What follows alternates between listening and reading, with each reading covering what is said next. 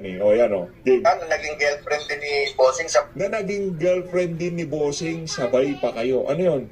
Ating magkapatid, gano'n? Babae ba to? Oo. Morena? Pwede. Dancer ba to? Hindi ko natin alam eh. Sa totoo lang, di ko alam eh. Nag-ano lang ako dito. Nag-pinangayin lang ako. Dancer ba to? Dancer ba to? Gusto mo ba talaga? O yan. Meron ka pang Christine sa Rimin ngayon. Gusto mo talaga? Gusto mo talaga? Nautusan ba na nitong si Sir Anjo Iliana? King! Ano, Tito Sen? Gusto Nako. mo ba talaga? Meron ka pang Christine sa Rimin ngayon. Gusto mo talaga?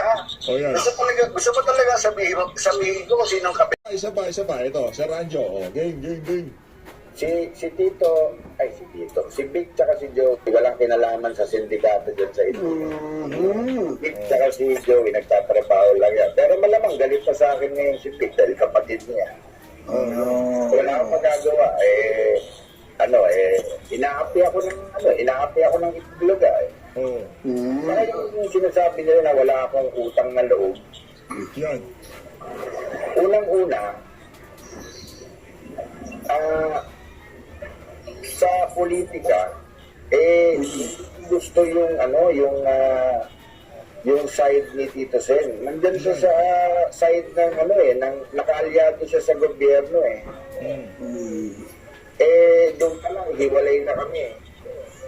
Ano bang ibig sabihin nito? Dahil 6 years ago membro ako ng Itbulaga. Magpapakatuta na lang ako kay Tito Sen, ganun ba yun?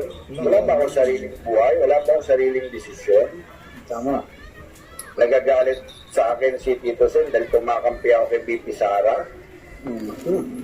Ano to, habang buhay, perket